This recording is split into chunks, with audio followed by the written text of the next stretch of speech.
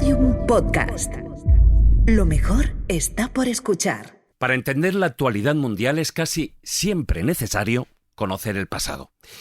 Y cuando se trata de un enclave tan especial como el Estrecho de Hormuz es necesario además comprender su importancia geoestratégica. Rafael, ¿qué es lo que hace que este lugar sea tan importante y conflictivo? Hola, bueno, en primer lugar, que es un cuello de botella para la navegación internacional y que ese cuello de botella coincide con un escenario geográfico por el cual circula aproximadamente una quinta parte del petróleo y refinados mundiales. Claro, el Estrecho de Hormuz hace algunos años era más importante porque Occidente dependía más de ese petróleo. Ahora ese petróleo generalmente va circulando hacia las economías, hacia el eje de gravedad de Asia-Pacífico, pero bueno, es representativo cuando se habla de lo que es un cuello de botella de navegación, cuando se habla de lo que es un estrecho internacional y cuando se habla de lo que es un área geográficamente reducida que da salida a un factor económico de alta importancia. Rafael, de todas formas, más allá de lo que es la parte de hidrocarburos, de petróleo y de gas que tiene la zona, ¿es la actualidad un reflejo de su situación estratégica a lo largo de la historia?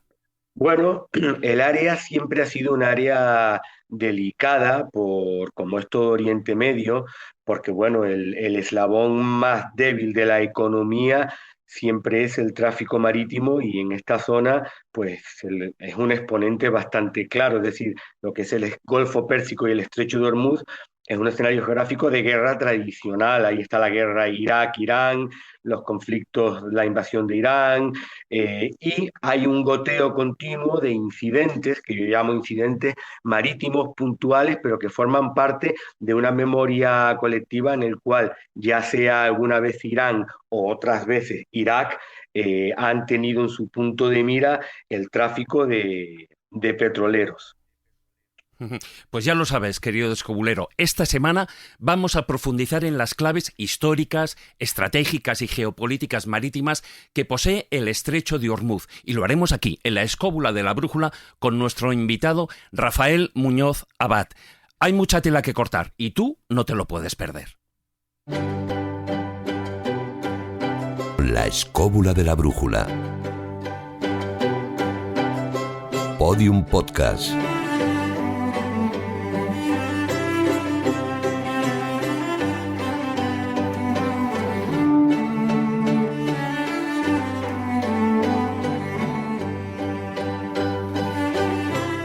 Hola Carlos, ¿cómo estás? Hola, muy bien. Pues aquí, hablar del mar, siempre mola. Bueno, un programa especial sobre un punto geográfico cuyo nombre cada vez resuena más en nuestros oídos. Sí, hace poco publiqué además en una red social unos comentarios sobre algo de lo que vamos a hablar ahora, la Convención Internacional de Derechos del Mar y sobre el tema y el papel que ha jugado Hormuz, por lo menos en los últimos años. Por la historia de Hormuz y saldrá también, tiene tela y en alguna parte está vinculada, no tanto como se está leyendo ahora por ahí, con España, pero sí con la monarquía española, dado que los portugueses tuvieron una intervención importantísima en el estrecho en el siglo XVI.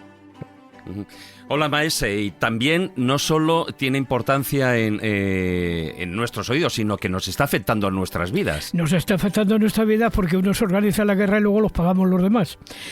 Además, es muy curioso porque el nombre de este estrecho, como vosotros sabéis perfectamente, coincide con una deidad muy antigua de la zona, que recordar a Hormuz y Arimán, que ya hemos hablado de ellos en Ahura Mazda y Arimán. Sí.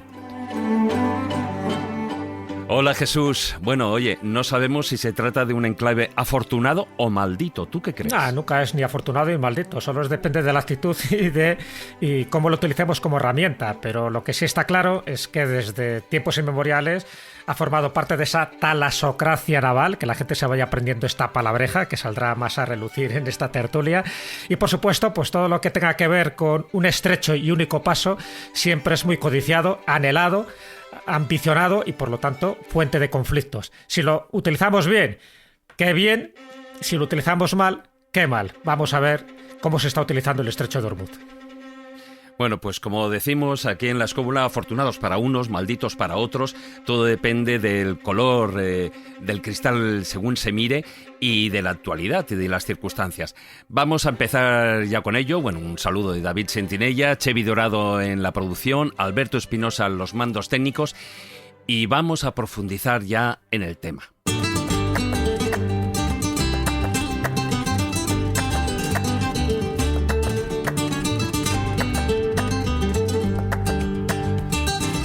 Para ello, dejadme primero que presente a nuestro invitado, Rafael Muñoz Abad. Hola, muy buenas, ¿qué tal estás? Hola, ¿qué tal? Encantado de estar aquí en La Escóbula. Bueno, eres ¿Otra doctor, vez? Sí, otra vez, porque ya estuviste, además, si no recuerdo mal, hablando en un programa en el 500 y pico sobre Sudáfrica, ¿no? Que conoces muy bien. Bueno, eres doctor en ciencias náuticas y evolución de la historia de la navegación, analista de geopolítica marítima, especialista en piratería y salvamento marítimo y codirector de un máster de seguridad marítima en el Campus Internacional de Seguridad y Defensa. Pero fíjate, por cierto, aunque parezca que no es lo mismo, pero sí que tiene mucho que ver, he utilizado un término que es el de piratería. La piratería suena pasado, pero sigue siendo un tema muy actual, ¿no? ¿De qué tipo de piratería estaríamos hablando? Sí, bueno, la piratería, como dice mi codirector Fernando Ibáñez, que es la máxima autoridad en la cuestión, es un acto que paradójicamente sigue muy vivo, aunque haya sido derogado del ordenamiento jurídico de algunos países, ¿no? Como en España. Bueno, si hablamos de piratería hoy en día, no nos tenemos que ir muy lejos del Estrecho de Hormuz. Las aguas al sur del Estrecho de Hormuz, Golfo de Adén y la zona más occidental del Océano Índico, bueno, es el escenario tradicional contemporáneo del pillaje marítimo, de la piratería protagonizada, bueno, por diversas facciones ahí de Somalia. El otro punto caliente también está en África, pero ya sería en el otro lado, en el área del Golfo de Guinea. Es un escenario que curiosamente está íntimamente conectado con la mecánica marítima de la navegación ahí en ese área, Mar Arábigo, parte más occidental del Océano Índico, Golfo Pérsico, Golfo de Adén, sí, claro. Claro, porque ¿cómo puede, lo que yo no acabo de entender es cómo a día de hoy todavía con los medios técnicos que tenemos, cómo puede tener lugar a día de hoy? O sea, ¿quiénes están detrás? ¿Estaríamos hablando de países, de organizaciones? Bueno, la piratería en sí, la piratería contemporánea, porque el cine ha hecho mucho daño a lo que es el fenómeno de la piratería. Es decir, hoy en día estudiar la piratería marítima, bueno, es un acto de riesgo porque fácilmente puedes caer contaminado por el cine, por el populismo, no hace falta que entremos en detalle. Generalmente hablamos, y en la zona del Índico, el principal actor es Somalia. Somalia es un estado fallido, es el arquetipo de estado fallido, y bueno, comunidades costeras que tradicionalmente se dedicaban a una pesca sostenible, bueno, vieron, digamos, todo esto grosso modo, ¿no? Vieron su modo de vida alterado o destruido al no contar ya con unos recursos suficientes para subsistir. Principalmente aquí entra en escena la pesca industrial de terceros países en la zona económica exclusiva de Somalia, que insisto, es un estado fallido y que no tiene cómo controlar sus aguas. Bueno, pues empezaron a haber incidentes de pillaje a final del año, perdón, a final de la década del 2010, 2007, 8, 9, fueron unos años un poco dorados, ¿no? De la gran piratería somalí, y está relacionada, pues eso, con facciones, con señores de la guerra, con, bueno, sobre todo una serie de organizaciones locales que empezaron a apresar algún barco, a sembrar un poco la inseguridad en la zona, ante la falta de un Estado como es Somalia, o un edificio estatal que impidiera este tipo de acciones. Claro, fíjate, estamos hablando de ese, digamos, sureste de África, ¿no? Que es un punto delicado. Incluso ha habido barcos españoles con problemas ahí en la zona, ¿no? Y por Madagascar, ¿no? ¿Eso también podríamos incluir Oriente Medio en ello? Bueno, la conexión o la navegación tradicional de lo que es el Cuerno de África ha conectado la orilla del sur de la península arábiga, lo que es el talón yemení, y ya las aguas adyacentes al estrecho de Hormuz forman parte de la mecánica tradicional, ¿no? Es decir, el Islam se fue extendiendo desde Oriente Medio, desde la zona del Golfo Pérsico, hacia el sur, paralelo a la fachada este del continente africano, gracias a la navegación tradicional, gracias al viento noreste, gracias a un poco al monzón. De hecho, el límite tradicional del Islam está en la zona de Mozambique, porque es donde acaba la influencia del viento, y los dhows, que es la embarcación tradicional del mar Arábigo, que siguen navegando hoy en día. De hecho, hace poco hubo uno secuestrado en la costa de Somalia. Pues bueno, fueron el vector que propagó el Islam. Es decir, la navegación costera, el gran cabotaje, es fundamental en esta zona. Carlos, ¿querías comentar algo? Que Rafa ha comentado una cosa muy interesante de un lugar que Jesús conoce bien, y es que efectivamente el límite del Islam llegó hasta donde la navegación de cabotaje lo permitía, que es la isla de Zanzíbar, que es el último gran punto musulmán en el sur del continente africano, en la zona este, y además lo que se convirtió luego en uno de los principales centros del mundo de tráfico de esclavos. Lo cual es importante porque uno de las grandes elementos del comercio musulmán de las costas arábigas desde Omán y desde Yemen hacia el sur era la captura de esclavos. La captura de esclavos y la establecimiento del comercio en la zona este de África, no en la zona atlántica, que como es bien sabido fue la que suministró principalmente en tiempos tiempos ya del control europeo de sus costas, el envío de esclavos a los territorios americanos, principalmente Brasil y el Caribe. Pero es curioso porque efectivamente está directamente relacionado. Y esto es curioso, si lo escuchan ahora nuestros oyentes les parecerá raro, pero la piratería, la esclavitud y el comercio son elementos que siempre están relacionados junto con el contrabando. O sea, digamos que son formas, parece un poco raro decirlo así, pero es verdad. Es decir, el contrabando y la piratería son elementos del comercio tradicional. Es donde no llego, donde no llego con la negociación, llego con la espada, punto. Pero básicamente son formas como otra cualquiera, desde tiempos milenarios ya hacia atrás, de contacto comercial. Y efectivamente estamos hablando de una de las zonas de actividad más intensa en ese sentido del mundo. Fíjate, no quiero... sí, Jesús, ¿querías comentar algo? No, un poco en la línea de lo que estáis comentando, tanto Rafa como Carlos. ¿Por qué estamos hablando del estrecho de Hormuz? ¿Por qué todos estos pasos que son únicos, que son en este caso un paso natural, pero que además es la única vía de acceso, en este caso al mar abierto, evidentemente se puede convertir o zona de comercio, que es lo que tradicionalmente se ha hecho, o zona de emboscada, porque si solo tienes que pasar por un determinado sitio, eso lo saben muy bien los ejércitos, tú les buscas un sitio donde no tengan retirada posible. Entonces, en este caso, claro, ¿por qué es importante a nivel geoestratégico el estrecho de Hormuz? Porque es la única salida del Golfo Pérsico al océano abierto, es decir, al océano Índico, y por lo tanto es crucial para la economía. Y por eso, en épocas pasadas, y ahora me imagino que hablaremos del origen y un poco cómo se ha utilizado, por eso era tan importante, porque si tú solo puedes pasar por ahí y ahora mismo es pues el paso básicamente de la economía global, ¿no?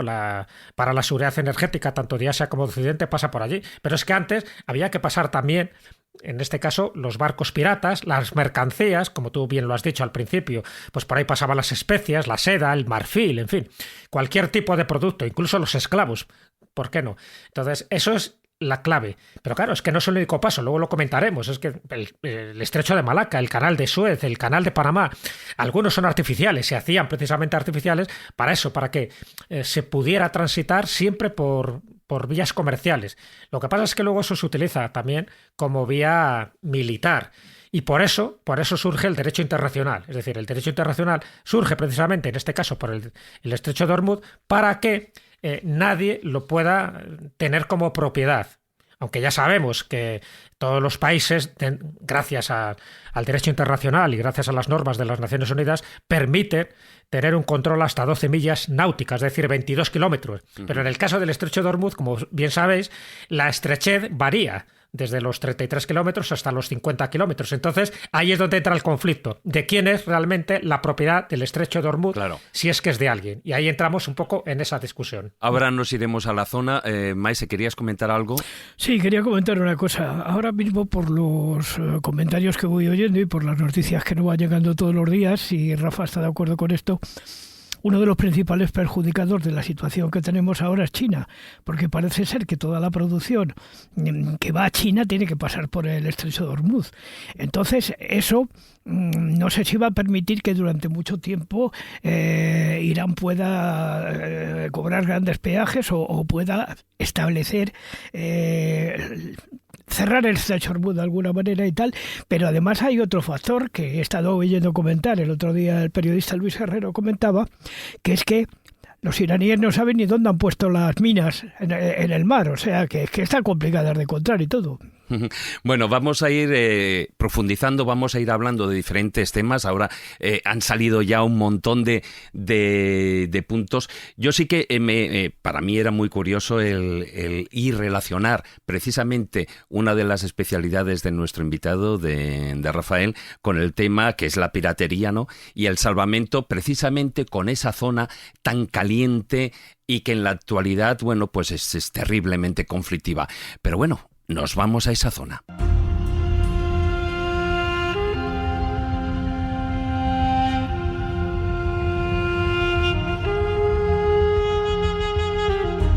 Una de las preguntas de ¿por qué es tan estratégica esa zona, lo que es del estrecho de Hormuz en la actualidad?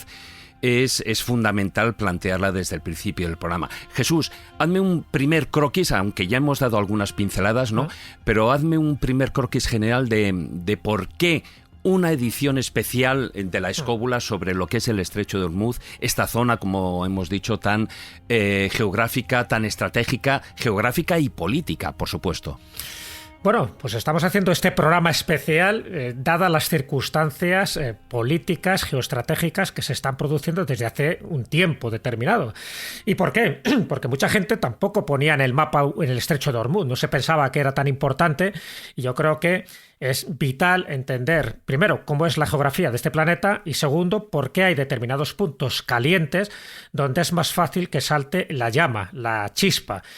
Y, en segundo lugar, porque lo que ha pasado en el estrecho de Hormuz no había pasado nunca, y fíjate que había muchas opciones de que ese estrecho se cerrara, se paralizara, que alguien pensara que era de su propiedad. Eso nunca había pasado. Nunca había pasado por eso, porque hay un derecho internacional precisamente para propiciar el tráfico libre de mercancías, de barcos y, por supuesto, de lo que estamos comentando, de la mayor producción de energía, tanto de petróleo como de gas licuado, pasa por allí. Por lo tanto, estrechar aquello, convertirlo en un cuello de botella por cuestiones exclusivamente políticas, estratégicas, que solo benefician a unos países perjudicando a los demás, esto no había pasado ni siquiera en la guerra de Irak e Irán, donde se custodiaban barcos por parte de la Marina estadounidense. Entonces, por eso lo estamos tratando. Claro, evidentemente ahora tenemos los medios para conocer prácticamente al detalle todo lo que está pasando por allí. Pero es que era ya una antigua ruta comercial. Tú, David, lo comentaste al principio. Históricamente fue una ruta clave para todo tipo de productos y, por supuesto, los productos que había por entonces, que era el marfil, la seda y, por supuesto, cualquier elemento que pudiera ser susceptible de ganancia, ¿no? Incluidos los esclavos. De hecho, a día de hoy hay más de 100 millones de personas que están pues como dependiente de todo lo que pasa por allí. 100 millones de personas de forma directa, ¿eh? De forma indirecta te puedes imaginar que estamos hablando de miles de millones de personas. Y entonces, en este caso, habría que hablar un poco, pues eso, como tú decías, si hacemos un pequeño recorrido histórico, el que se llame Hormuz es por el reino de Hormuz, que fue un principado que dominó la región entre los siglos XV y XVII, que es el que controlaba el comercio en toda la zona. Todavía los países no eran los que actualmente hay. Y el término puede proceder o bien de la ciudad portuaria, la isla de Hormuz, cuyo nombre pues tendría que ver un poco con otro tipo de elementos, pero no exactamente por el dios Ahura Mazda, aunque hay otras teorías que dicen que posiblemente tenga que ver por el dios principal del mateísmo, que era Ahura Mazda, uno de los nombres que recibiera Hormuz. Da igual, sea de uno o de otro, el hecho es que este origen persa o bien como palmera datilera, que es la palabra Hormuz, o bien por la deidad de Ahura Mazda, lo importante es que siempre se ha convertido en un tipo de lugar donde había que tener muy controlado a los jeques, a los jefes tribales, en fin, a las personas que controlaban el estrecho de Hormuz antes de que hubiera ese derecho internacional. Y ahí entra uno de los episodios para mí históricos importantes, que además muy bien conoce Carlos, que es la invasión portuguesa en el año 1506, que se popularizó en Europa este estrecho. Yo creo que ahí es donde Carlos nos debería un poco contar esa influencia, porque es el momento clave donde el estrecho empieza a tener esa cuestión geoestratégica. Para nosotros, para los europeos. Para Europa. Claro. A ver, hay una cuestión, y aquí ahora supongo que Rafa querrá comentar mucho. Se ha puesto de moda últimamente, he visto en la prensa una cosa muy curiosa que deriva de unos comentarios que efectivamente hace Quevedo. Francisco de Quevedo escribe unas notas sobre en la época del reinado de Felipe IV, cuando Hormuz cae en manos de nuevo de los persas. Los persas recuperaron Hormuz, fíjate que empiezo por el final, con el apoyo de la Compañía Inglesa de las Indias Orientales, es decir, por primera vez con el apoyo de una potencia extranjera ajena a los estados de la monarquía española, o sabéis que odio la palabra monarquía hispánica porque nadie lo llamaba así. A partir de que Felipe II se convierte en rey de Portugal, evidentemente en la monarquía dual, es decir, el hecho de que el rey de España sea también rey de Portugal, de alguna manera unifica la política exterior. Pero la verdad es que las actividades portuguesas en Asia siempre fueron llevadas de manera completa y absolutamente independiente en la zona del Índico, y por qué no hablar ya en la zona de Asia Oriental, donde legalmente incluso los enfrentamientos se mantuvieron abiertos entre castellanos y portugueses durante todo el siglo XVI y XVII, aun teniendo el mismo monarca.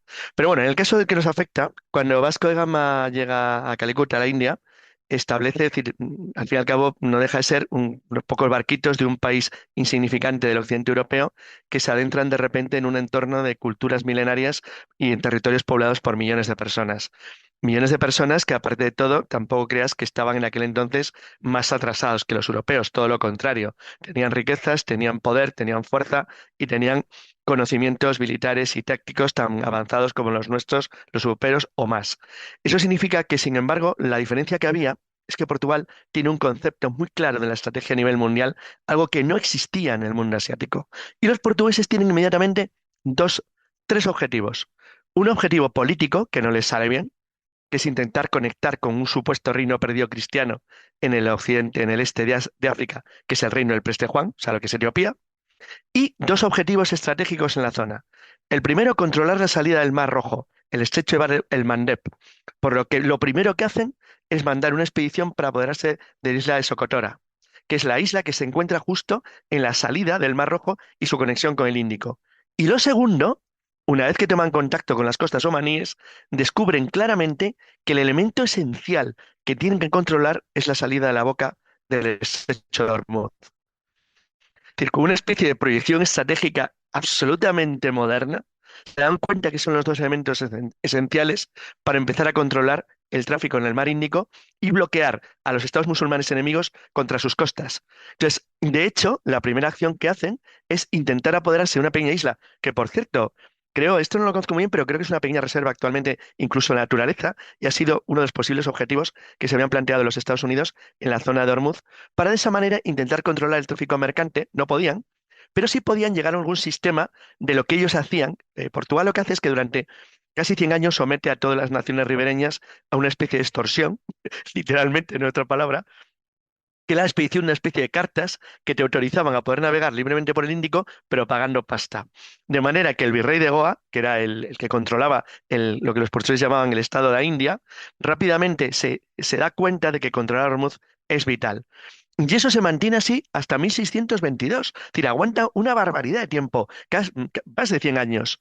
Lo que ocurre es que una vez que los primeros holandeses e ingleses empiezan a cuestionar el poder portugués en Asia Occidental y en la zona del Mar Índico, hay un grupo inglés que se da cuenta que si ellos apoyan y ayudan el rey de Persia, al emperador persa, podían obtener una gran ventaja comercial si lograban romper el monopolio que los portugueses tenían sobre las salidas de mercancías y de tráfico desde Hormuz. Y en 1622 los portugueses pierden Hormuz, lo cual Incluso en el reino de Castilla, España, que había sido rival, en cierto modo, aunque estuvieran unidos en el mismo monarca, supuso un golpe durísimo, tanto que es lo que motiva la famosa queja de Quevedo diciendo que poco más o menos que la monarquía española no es capaz ya de controlar algunos de los elementos esenciales de donde viene y procede la riqueza de los reinos. Y es verdad, o sea, fijaros hasta qué extremo ya en aquel entonces, y no existía el petróleo como concepto Claro, comercial, exactamente. y sin eso ya eran conscientes los europeos de que controlar ese paso era fundamental. Ujú. Fíjate, bueno, nos hemos adelantado en lo que era en el tiempo, ¿no? Porque, bueno, nos hemos ido a los siglos XVI y XVII con esa presencia portuguesa, luego ya, posteriormente, como tú bien decías, van los británicos, los neerlandeses, ¿no? Y lo que es la zona del Golfo Pérsico, ¿no? Pues bueno, intenta sobrevivir a todas esas disputas que a partir de entonces ya y hasta la actualidad, pues casi no han dejado de producirse. Pero, Rafael, yo creo que para entender todo esto deberíamos, cuanto menos, delimitar un poquitín lo que es la situación geográfica. Es decir, lo que es el Estrecho de Ormuz, estaría ahí en el norte, estaría limitado por Irán, en el sur por Omán y por los Emiratos Árabes Unidos, ¿no? Y ahí hay una zona que es el corredor, ¿no? Como le llaman, el corredor de Ormuz, que viene a tener unos 50 kilómetros de ancho, más o menos, de lo que es en la entrada y la salida, y en el punto más estrecho, si no recuerdo mal, tiene alrededor de unos 33 kilómetros de ancho. Es decir, y eso sirve para conectar lo que es el Golfo Pérsico con el Mar Arábigo. Pero ahí no solo es el punto estratégico, sino que además hay, como estamos hablando antes, ¿no? Pues los yacimientos, que eso se detecta mucho más tarde, por supuesto, de petróleo, de gas, etcétera, etcétera. Y además, si no me equivoco, es una zona suficientemente profunda como para que naveguen esos buques. Cuéntanos un poquitín, haznos esa situación geográfica. Sí, el estrecho de Hormuz es la única salida natural que tiene el Golfo Pérsico, ¿no? El estrecho de Hormuz en su zona de máxima angostura apenas tiene 22 millas náuticas, eso no llega ni a 40 kilómetros, ¿no?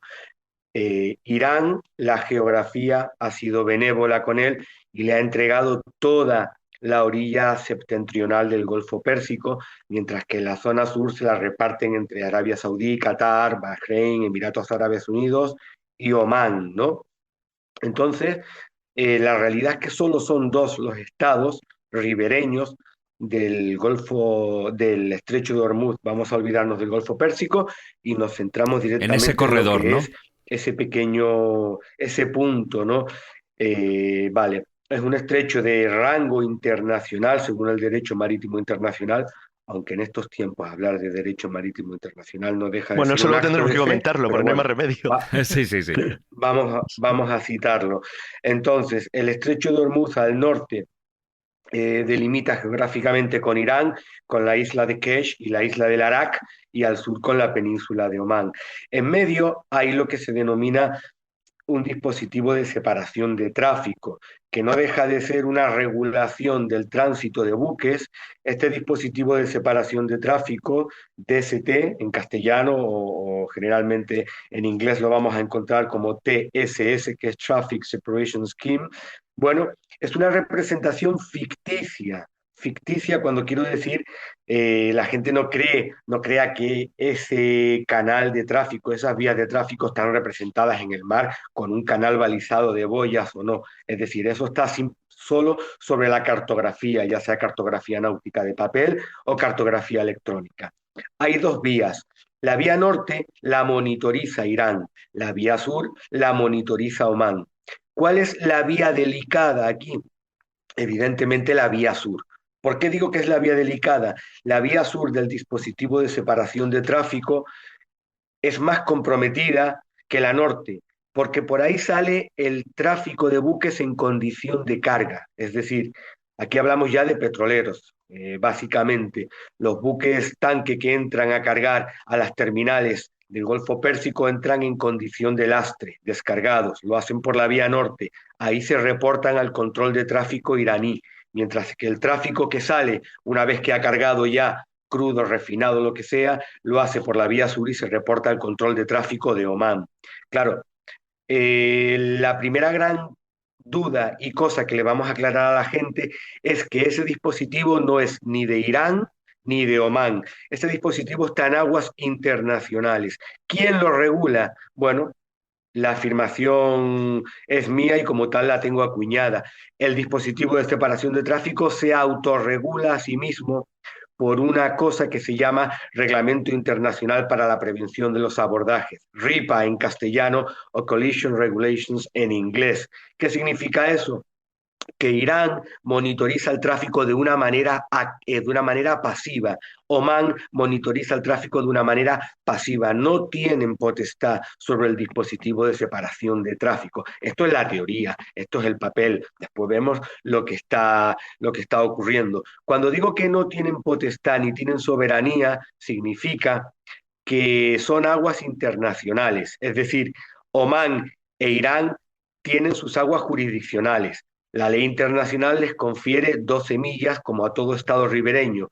¿Qué ocurre? Que aquí estamos ante uno de los caprichos de la geografía y no permiten que ninguno de los dos países tengan 12 millas jurisdiccionales. Entonces, ambos países han tenido que acotar su franja de soberanía marítima, que acotar sus aguas jurisdiccionales, para poder en medio encajar ese corredor de tráfico internacional que es el dispositivo de separación de tráfico de Hormuz.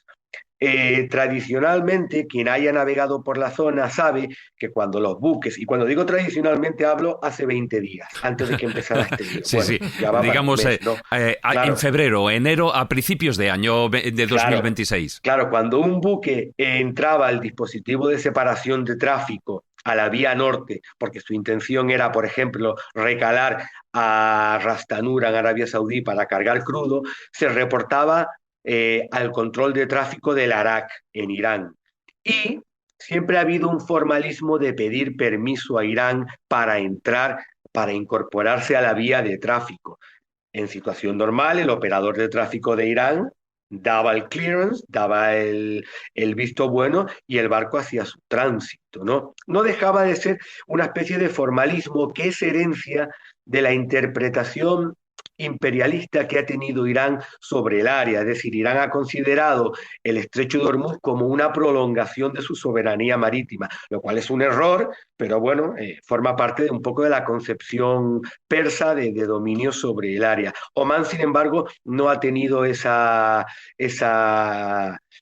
interpretación tan agresiva respecto al dispositivo de separación de tráfico. Claro, de todas maneras, fíjate cuando, porque estamos hablando del tráfico que entra por el norte, sale por el sur, hay ese pasillo central, digamos, para evitar, es una zona estrecha, pero bueno, de ahí no solo sale, aparte de otros productos como pueden ser fertilizantes, productos alimenticios, etcétera, etcétera. Básicamente, el gran tráfico que hay, estamos hablando de barriles de petróleo y derivados, o sea, derivados de petróleo el 25% y el gas. del comercio mundial, que es una barbaridad. Sí, que son 20 millones al menos, mira, en 2025 tengo el dato que eran 20 millones de barriles de petróleo y derivados. Claro, y luego, muchísimo. por otra parte, también el gas licuado, que estaríamos hablando del 20% del gas licuado que se consume en todo el mundo. Pero no solo es de Irán, es de todos los países del Golfo, es decir, también hay parte de Irak, hay parte de Kuwait, de Qatar, de Arabia Saudí, etcétera, ¿no? Y me falta el otro que es los Estados Árabes Unidos, ¿no? Entonces, Emiratos, perdón.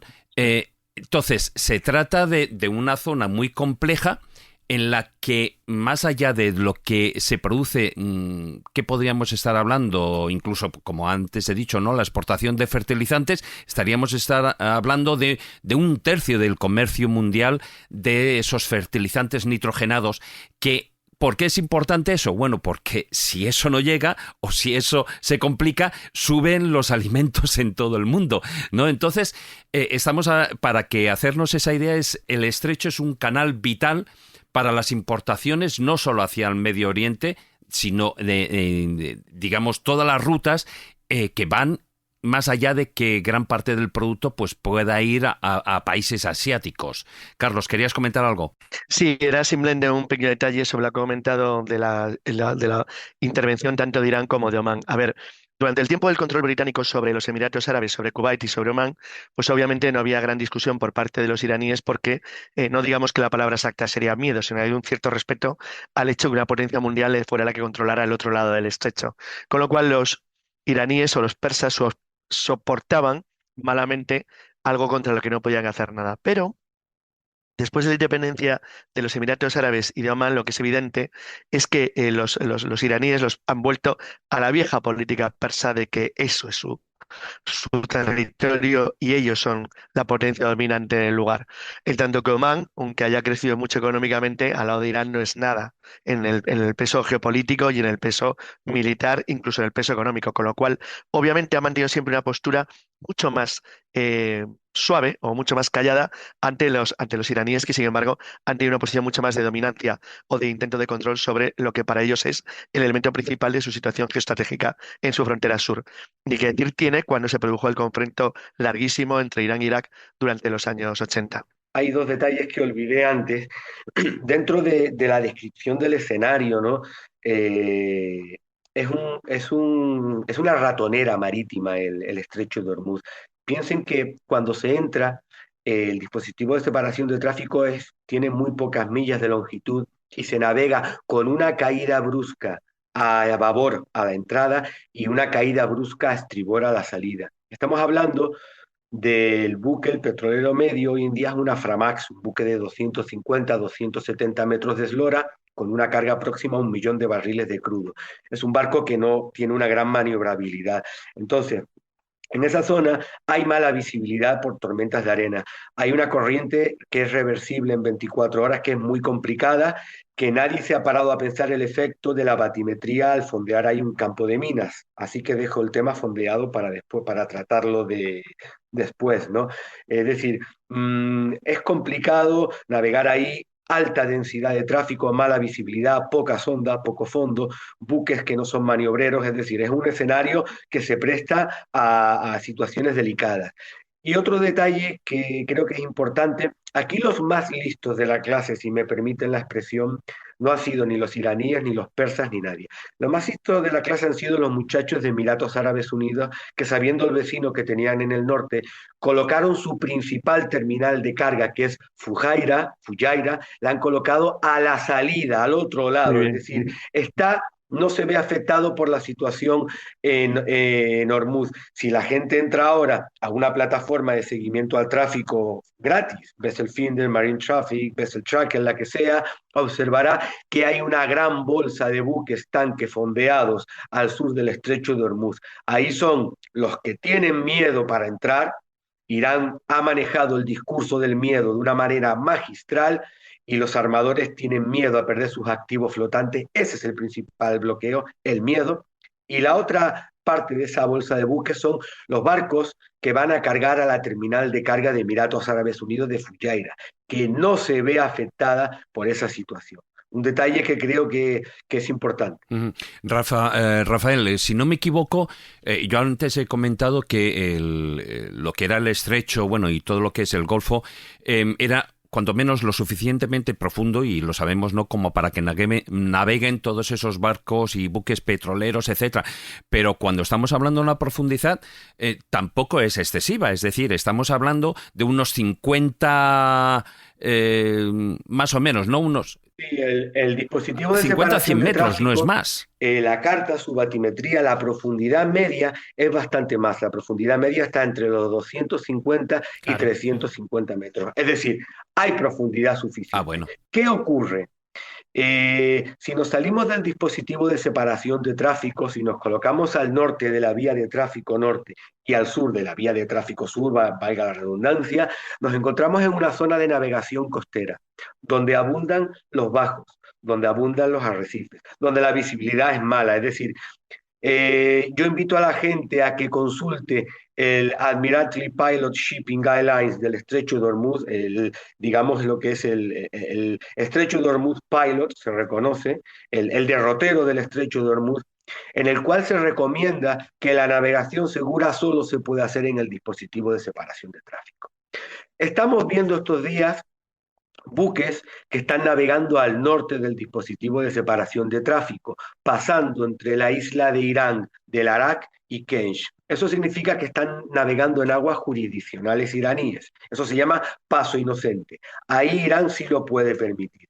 O en la situación análoga, pero al sur, navegando entre el límite más meridional del dispositivo de separación de tráfico y la costa norte de Omán.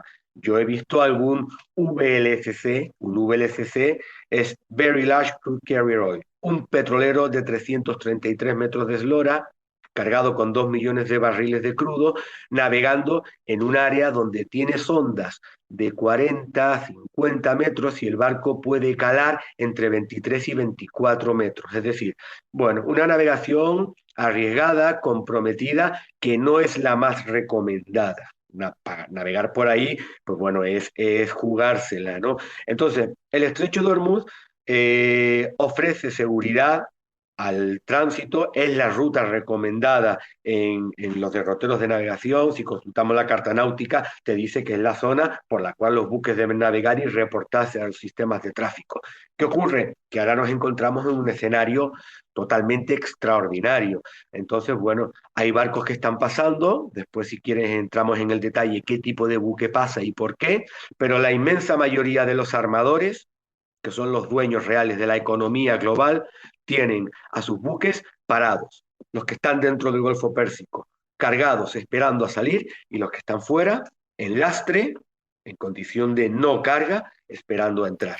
Bueno, pues fijaros, el panorama no puede ser más denso y no solo estamos hablando del agua, que por cierto, el agua del estrecho de Hormuz es más salada por cuestiones oceanográficas, ¿no? Más salada que el resto a la salida de lo que es el Golfo, pero vamos a ver, porque no solo es el único cuello de botella que existe en la actualidad y vamos a ver qué estrategias los países de la zona incluso, bueno, pues están utilizando para sacar su petróleo, su gas, etcétera, etcétera, y que no afecten todas estas cuestiones geopolíticas para sacar el petróleo.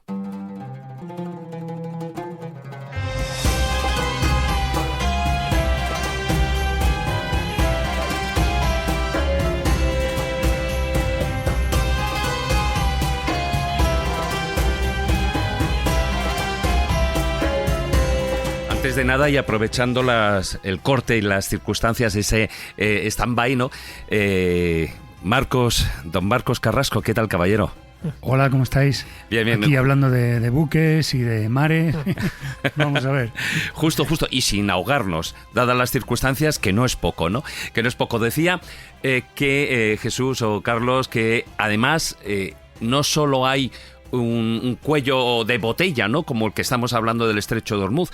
Hay otros cuellos de botella artificiales incluso. Artificiales naturales. De hecho, hay uno al lado, muy cerca, que tiene doble problema. Uno que de momento no ha saltado a la actualidad porque de momento se mantiene bien, que es ni más ni menos, si todo el mundo lo imagina, que el canal de Suez, pero la parte sur del Mar Rojo, la zona de Bab el-Mandeb, tiene un gravísimo problema porque hay, como es bien conocido, una guerra civil en Yemen y los hutíes, que es uno de los bandos enemigos de Occidente declarados, amenaza recurrentemente con intentar cerrar el paso sur del Mar Rojo, lo que generaría ya un problema gravísimo a la navegación internacional a nivel mundial si un cierre posible del Mar Rojo se uniera a un cierre del estrecho de Hormuz.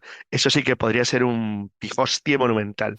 Hombre, a ver, para dimensionar un poquitín lo que es ese enrol del control geoestratégico, por ejemplo, podemos recordar una crisis que ya se produjo en el canal de Suez. Hubo un portacontenedores gigante, el Ever Given. Que se quedó enganchado ahí, se quedó... Exactamente, se quedó ahí atascado en el año 2021, ¿no? Sí. Y de hecho paralizó el transporte marítimo mundial, lo que vino prácticamente a congelar en $10.000 millones de comercio diarios, con lo cual, o sea, no estamos hablando, no es ninguna tontería, desde luego, ¿no?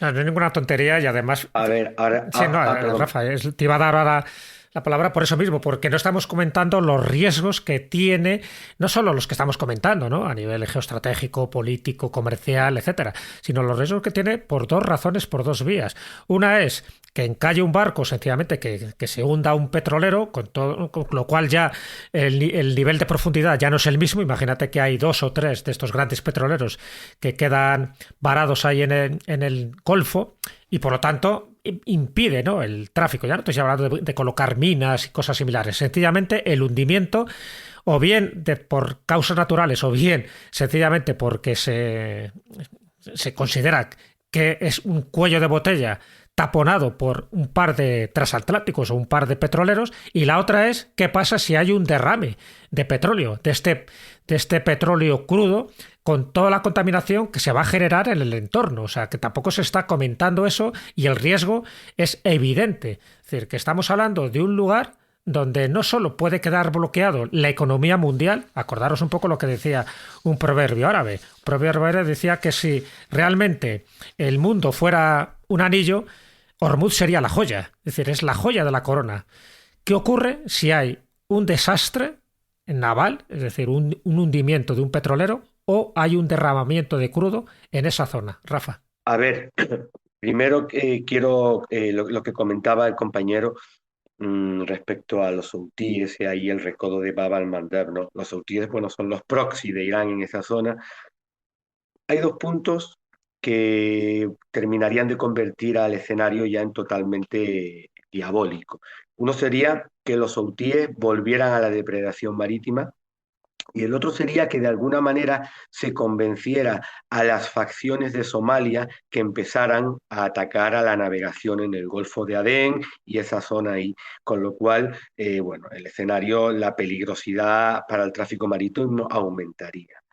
La realidad es que ahora mismo ya hay un desvío notable del tráfico marítimo. Las grandes navieras, sobre todo los grandes transportistas del contenedor, el grupo Maersk holandés, el grupo One japonés, COSCO China, OCCL China, es decir, los gigantes de la carga containerizada ya están desviando su tráfico por el Cabo de Buena Esperanza.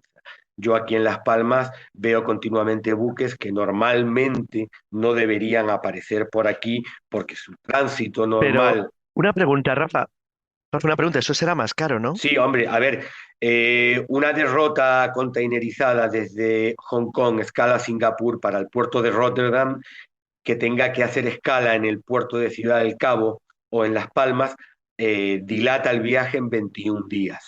Pero aquí hay un factor que todavía no hemos presentado, que es lo que se conoce como el War Risk Insurance o prima de riesgo de los aseguradores, de los armadores. Es decir, la póliza que los tenedores de flota, los dueños de los buques, tienen que pagar a una aseguradora externa a su club por navegar en aguas calientes. Lo dejo ahí un momento fondeado, ¿no? Ya hay un desvío del tráfico importante. ¿Por qué? Bueno, por temor a lo que pueda pasar en Bab al-Mandeb y en las aguas al sur del Mar Rojo.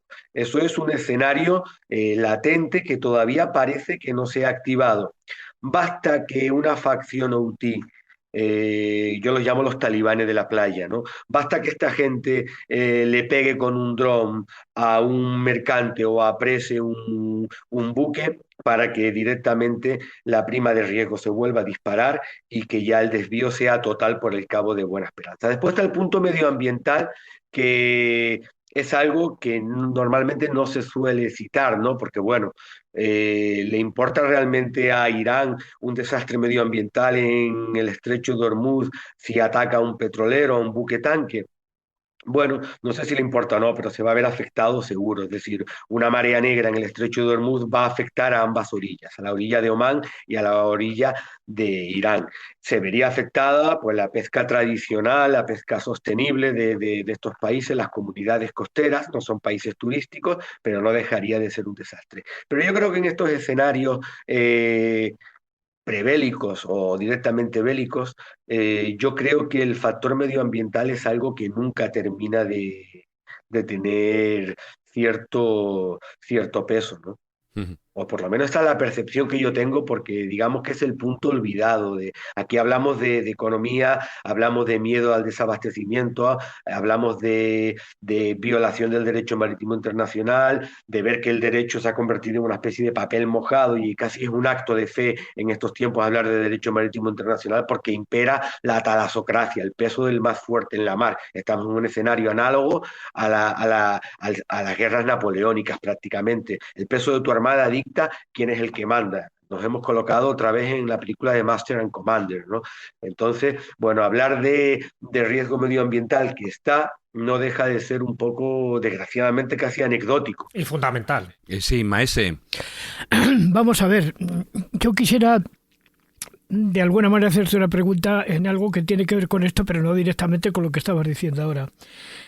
¿Qué factor geológico hace que precisamente ese 25% del crudo mundial se produzca en esa región? Porque claro, es un poco sorprendente decir, joder, en un sitio tan absolutamente estrecho y tan absolutamente complicado, y sobre todo en estos momentos y tal, ¿qué factor geológico ha tenido responsabilidad en que ahí haya esas acumulaciones de crudo y gas? Hombre, yo la verdad es que no soy geólogo, no sabría responder eso con propiedad, pero las reservas de crudo de Arabia Saudí, de Irán, de Kuwait, bueno, pues son enormes. Imagino que producto de que en esa zona en algún momento hubo océano, lo que hoy es desierto, y a través del proceso de formación del petróleo durante miles de años, bueno, pues estos países fueron un poco bendecidos con esas reservas, pero desde un punto de vista geológico como tal, yo no me siento capacitado a explicarlo. Es que verás, esta mañana cuando estaba preparando el programa, yo como no conozco la zona ni estaba allí nunca, pues he recurrido al Google Earth, que es lo que tiene una mano. He visto la isla del Ark, he visto también otras islas que han sido citadas en estos momentos y tal. Y luego hay unas pequeñas fotografías en toda la zona donde unas te aparecen plataformas petrolíferas en medio del mar, hay otras zonas donde lo que aparecen son ciudades con comercio, además en inglés. O sea, no sé, es que me sorprende de alguna manera que haya tanta acumulación en este lugar. O sea, sí, efectivamente, como tú dices, pues evidentemente esta zona tuvo que ser un mar muchísimo más ancho en tiempos pasados. Y lógicamente, pues los procesos de formación que llevaron posiblemente en la era terciaria o finales del secundario a la aparición de estas grandes cantidades de petróleo, de alguna manera allí eran especialmente abundantes. Maese, si me permites, es curioso porque en lo que es la zona ya se conocía, aunque lo que estamos hablando de que el primer descubrimiento moderno de lo que es el petróleo en la zona data de 1908, que es en una zona de Irán, ¿no? De donde se filtraban en la zona oeste de Irán. Es curioso porque ya con mucha antigüedad, y estamos hablando de prácticamente a finales de la última edad de hielo, entre 14.000 años y 6.000 años atrás, la presencia los humanos que estaban en la zona ya sabían de esa presencia de un producto que era cuanto menos especialmente denso, ¿no? Porque ellos ya venían utilizando los pueblos usaban lo que era el bitumen. El bitumen es un tipo de petróleo pesado que se utilizaba en la época para fabricar argamasa, para impermeabilizar incluso los barcos, etcétera, etcétera, ¿no? Y lo que es curioso es que más allá luego ya posteriormente, antes he dicho en 1908, pero ya en la década de los 50 y 60, ahí ya viene toda la rápida expansión, ¿no? De la explotación del petróleo, del gas, sobre todo, y ahí es donde se dan cuenta realmente que todo lo que es la región es uno de los puntos, o posiblemente el punto con más abundancia de toda la zona. Pero eso tiene una explicación geológica. Y esa explicación geológica es que el Golfo Pérsico no se produce, o sea, hay una mezcla de de formación a la hora del movimiento de las placas tectónicas. Es decir, el Golfo Pérsico está ubicado, hay dos placas tectónicas que se estrellan. Por una parte tenemos la placa arábiga en el sureste y luego por la placa eurásica, lo que es en la zona del este y del norte.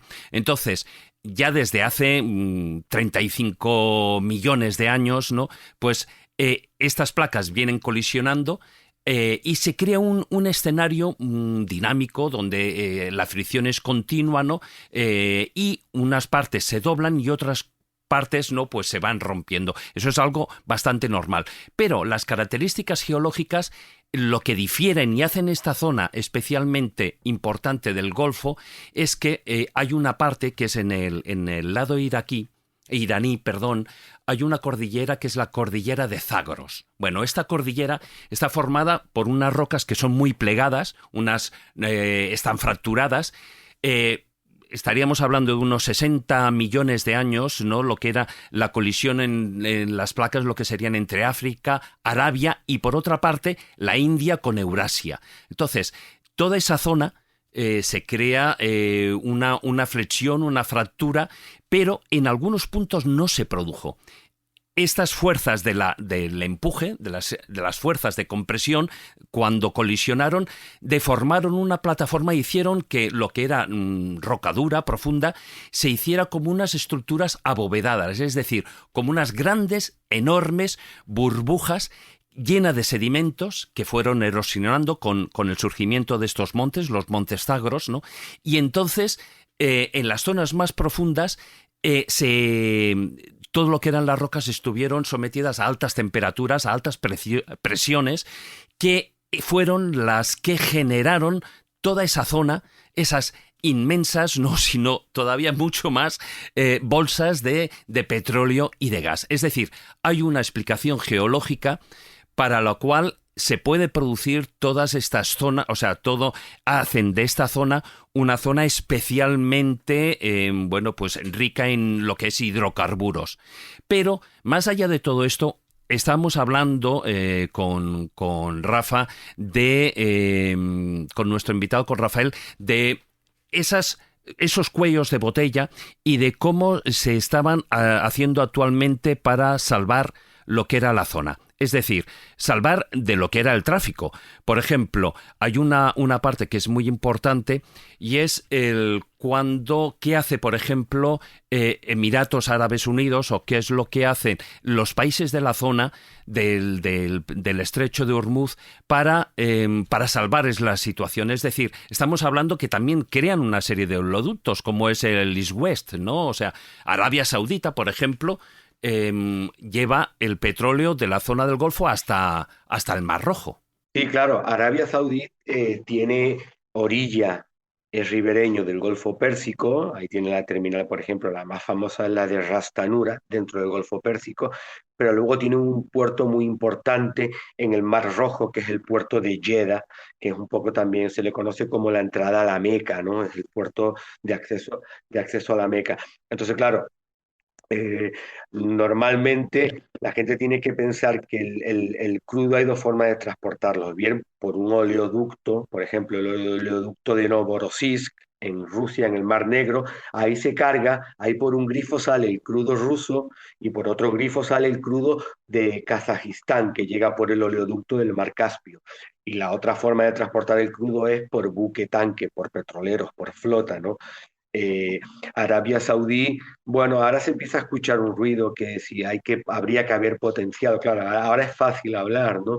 Haber potenciado ese oleoducto que atraviesa la península arábiga desde las terminales de producción o de refinado del Golfo Pérsico para cargarlo en el Mar Rojo, libre de la influencia del estrecho de Hormuz. La citada terminal de Fujairah de Emiratos Árabes Unidos, que también está libre de la influencia del estrecho de Hormuz, o la última teoría que yo he escuchado, ¿no? Que es, bueno, transportar el petróleo por tierra, no sé, en camiones o por una vía férrea a través de la península de Omán, que es relativamente estrecha, para de nuevo quedar fuera de la influencia del estrecho de Hormuz. Bueno, todos son soluciones temporales, porque la realidad es que el estrecho de Hormuz tiene que volver a su normalidad como estrecho internacional, de rango internacional, en el cual se asegura, o la ley asegura, el libre tránsito. Y de una manera paralela a esto, está el tema, por ejemplo, del peaje. Es decir, ¿puede Irán cobrar un peaje a los buques? No, directamente no. Otras cosas que los armadores se hayan prestado a pagar un peaje por interés propio, pero bueno, es totalmente ilegal. Yo creo que antes definía el Pérsico como una ratonera geográfica, una ratonera ideológica también y energética también, y sigue dependiendo del estrecho de Hormuz porque la geografía, pues el hombre no la puede cambiar o no tiene capacidad para cambiarla más allá de obras puntuales como es el Canal de la Mancha, perdón, como es el Canal de Panamá, perdón, o el Canal de Suez, que son canales artificiales en el que, bueno, fue viable esa operación, pero no quiero ni siquiera ni mencionarlo, es decir, no es imaginable ni factible realizar una operación como el Canal de Panamá en la península de Omán y ni muchísimo menos a través del continente de la península arábiga. Es decir, esta situación se tiene que solucionar sí o sí con el propio estrecho de Hormuz como actor principal. Una cosa que te quería preguntar, Rafa, porque claro, aquí lo del público de la calle muchas veces estamos un poco, no sé si lo habéis comentado, ¿no? Porque tú miras este mapa y realmente lo que ha comentado David, ¿no? Que geológicamente es como una desgarradura, que ese pincho, ese pico que está en Emiratos Árabes Unidos se mete en esa bahía, y es que geológicamente parece ser que no es una desgarradura, que es como un efecto de cizalla que hace de choque entre dos placas tectónicas, y es súper curioso porque nosotros siempre hemos oído hablar. A ver, tú tienes ahí desde abajo Omán, Emiratos Árabes Unidos, Qatar, Bahrein, Kuwait, Irak, pero del otro lado solamente tienes a Irán. Y lo que estás tú comentando, Rafa, es que, pero vamos a ver, ¿cómo vamos a pagar un peaje cuando eso, en teoría, son aguas internacionales y va Estados Unidos y dice Trump, no, yo voy a cerrar el estrecho de Hormuz? Ostras, es que te hacen las neuronas, te explotan, ¿no? ¿Realmente son aguas internacionales? ¿Quién tiene la batuta ahí? Porque por una parte los países que están pegados a la península arábiga son lo menos 5, 6, 7, pero en el otro lado está Irán solamente, y pegadito está Pakistán, ¿no? O sea que hay quien lleva la batuta, ¿no? En la cuestión de si es aguas internacionales o quién va a poner el peaje ahí, ¿no?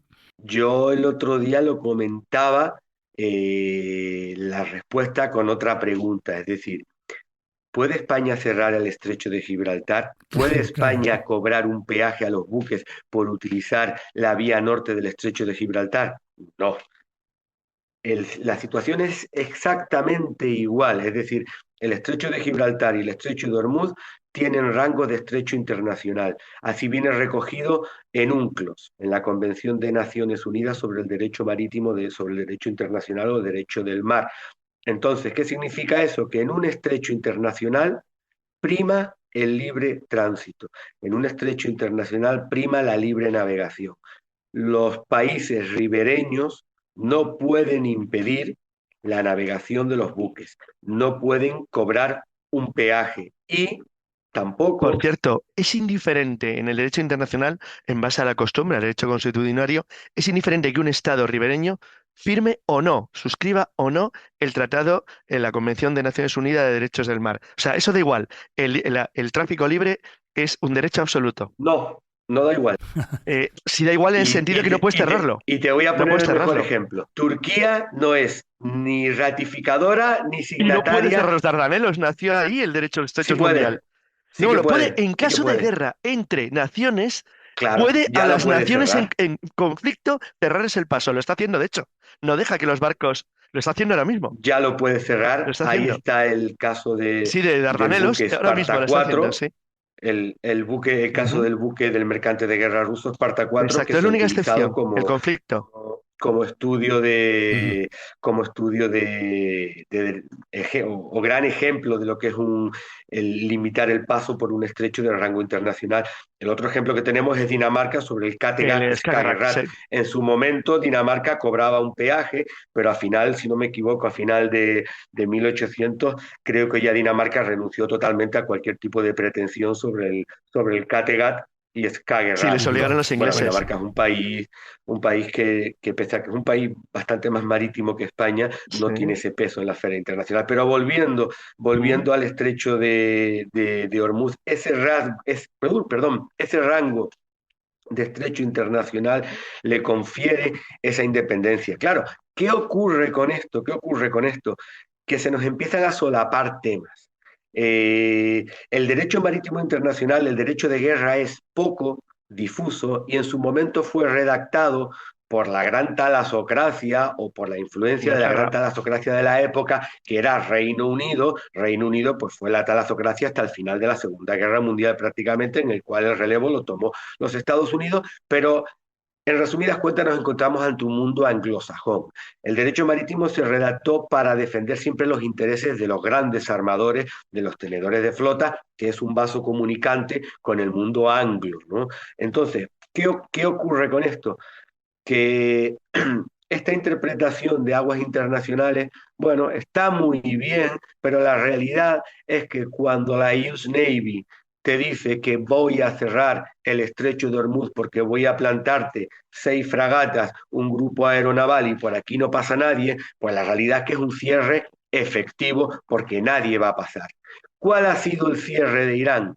Bueno, pues todo lo escuchamos en el canal VHF en inglés y con acento persa, ¿no? Como la Guardia Revolucionaria iraní emitía un navigational warning, un aviso a los navegantes, diciendo que el estrecho de Hormuz quedaba cerrado al tránsito de buques hasta nueva notificación y que ningún buque tendría el permiso para navegar por estas aguas. Claro, esto es esto es un brindis al sol, Sí. claro, pero es tremendamente efectivo, señores, es súper efectivo. Aquí hay una cosa sobre lo que ha dicho Marcos muy curiosa y que es muy gracioso sobre el comentario de Marcos. El hecho que Estados Unidos, por ejemplo, ahora haya planteado, como ha dicho bien Marcos, que haya dicho Trump que quiere cerrar Hormuz, plantea una anécdota muy, muy divertida. Tú has contado, Rafa, y es cierto absolutamente que prácticamente todas las leyes internacionales de navegación y libertad en los mares son anglosajonas y derivan de la pretensión inglesa, sobre todo a partir de los siglos XVIII y XIX. Pero es que es curioso, las dos primeras guerras internacionales de la historia de Estados Unidos están relacionadas con la libertad en el comercio marítimo. La que llevan adelante contra Berberia, contra los beyes de Argel y de Trípoli a principios del siglo XIX, cuando intentan cobrar una especie de, entre comillas, impuesto a los barcos americanos o capturarlos, y la que libran contra Inglaterra en 1812, cuando los ingleses, en las guerras napoleónicas, se obsesionan en registrar cualquier barco, neutral o no, que intente comerciar con los franceses. Entonces, una nación que ha defendido desde el principio de su existencia la libertad del comercio en el mar, que pueda llegar a decir un presidente suyo que va a cerrar un estrecho, me parece alucinante. Como concepto es curioso.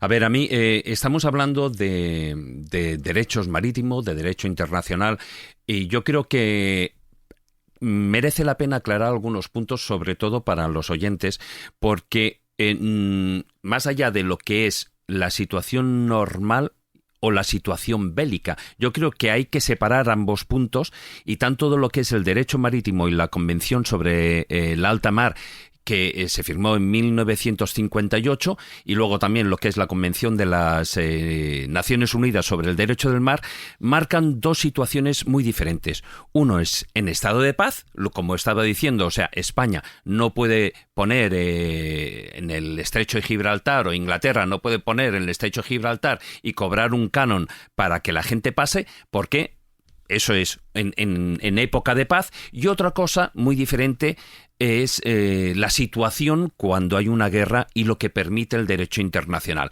Yo creo que deberíais hablar claramente una cosa, claramente la otra, porque en esta situación, en estos momentos, se está mezclando todo.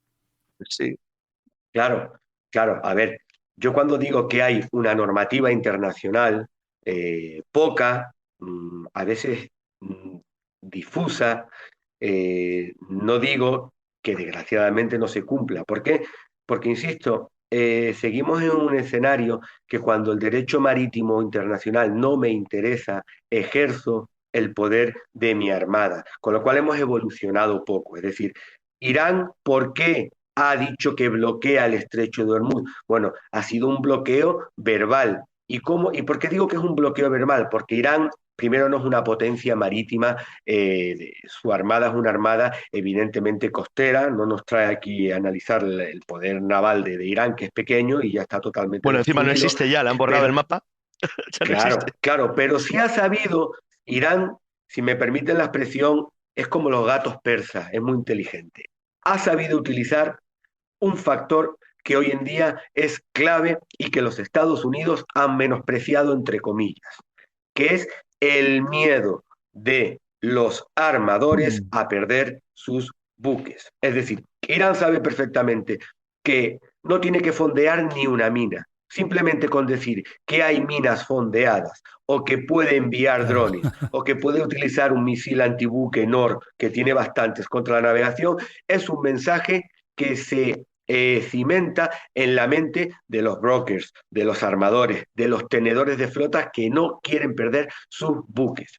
Irán eso lo está utilizando de una manera magistral, con lo cual el campo de minas está en la cabeza de los armadores. Evidentemente pueden haber minas fondeadas. Bueno, el carguero tailandés, el Mayurin Ari, que se llevó una mina por delante, yo defiendo o soy de los que creo que es un buque que fue utilizado como cabeza de turco por Irán para un poco mantener ese miedo vivo en los armadores y decir, aquí no pasa nadie. O quien pasa son, bueno, los petroleros Dark Fleet relacionados con el crudo iraní, buques chinos, pakistaníes emitiendo en su sistema ICE tripulación y armador chino para que quede claro en la navegación electrónica, ¿no?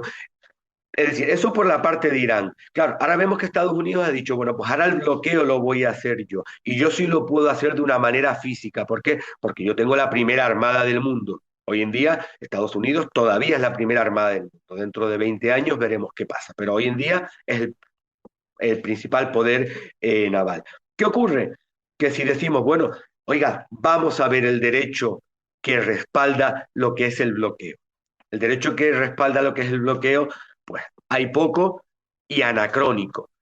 Tratado de París de 1856. O sea, 1856. Estamos todavía construyendo la máquina de vapor. O sea, y estamos hablando que es un poco el tratado que rige el bloqueo naval.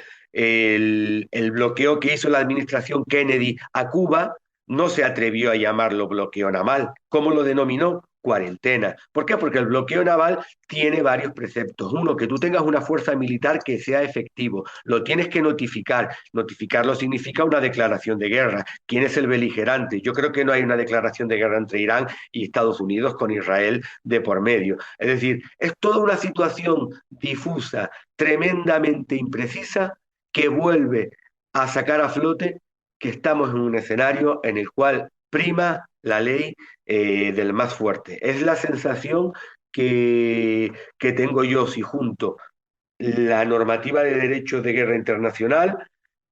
Parte de ese derecho es doctrinario, es decir, no forma parte del ordenamiento jurídico. Ahí tenemos las normas de Oxford, el manual de San Remo, es decir, son textos doctrinales súper interesantes de leer, pero bueno, uno de mis temas fetiche, que es Malvinas 1982, el Reino Unido impuso una zona de exclusión a las Islas Malvinas. Argentina dijo que ese bloqueo era ilegal porque la Royal Navy no tenía suficientes submarinos nucleares en la zona para hacer efectivo ese bloqueo, con lo cual era, bueno, una mera declaración. Insisto, estamos en un tema súper difuso en el cual sale a flote que no hay normativa y que desgraciadamente aquí la ley que impera es la de el que tiene la armada más fuerte. Y hoy por hoy eso nos lleva a los Estados Unidos.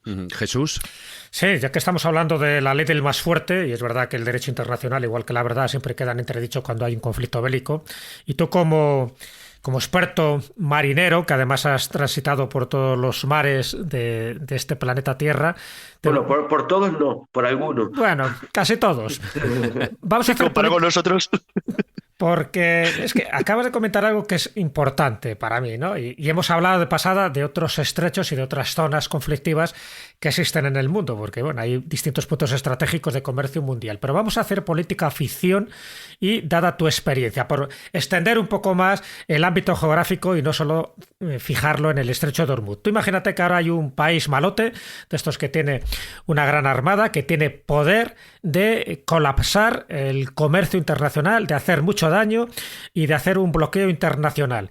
Te voy a decir los 5 puntos que serían para ese malote de turno, cuál sería el punto más estratégico que más daño podría hacer. Estamos hablando del estrecho de Hormuz y ya sabemos el daño que se está produciendo, pero ¿qué pasaría si ese bloqueo se hiciera en el estrecho de Gibraltar? Nos vamos a Europa. Si se hiciera en el canal de Suez, estamos en Egipto, en África, o se hace en el canal de Panamá, o se hace en el estrecho de Malaca, en el sudeste asiático. Estos 5 puntos que se me ocurren a bote pronto, desde tu punto de vista, si alguien quisiera colapsar el comercio mundial, ¿dónde tendría que poner su punto de mira? ¿Tengo que elegir uno?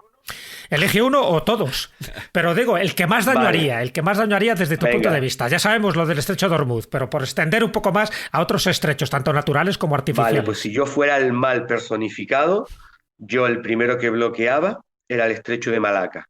Ajá. ¿Por qué? Porque, bueno, el grueso de la producción china, coreana, japonesa, los grandes tigres asiáticos, ¿por dónde salen? Por ahí, por el estrecho de Malaca. Con lo cual tendrían que navegar hacia el Pacífico, ¿no?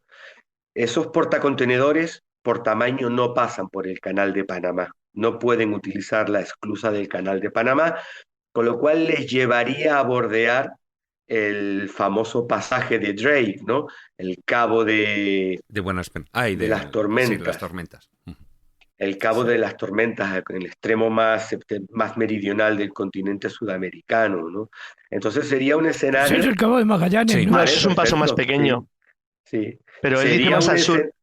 Más al sur. Claro, es decir, tendrías que no pasar por el canal de Magallanes, directamente bordear el continente sudamericano. Eso alargaría el viaje. Un portacontenedores que salga del puerto de Shanghái, que vaya destino al puerto, al eje Amberes, Rotterdam, Ámsterdam, bueno, pues tendría que enfrentarse prácticamente a 35, 36 días de viaje, ¿no? Porque no podría pasar por el canal de Panamá por tamaño. La navegación ártica, bueno, pues la descartamos, todavía hay que descartarla. Entonces lo llevaría a pasar por ahí.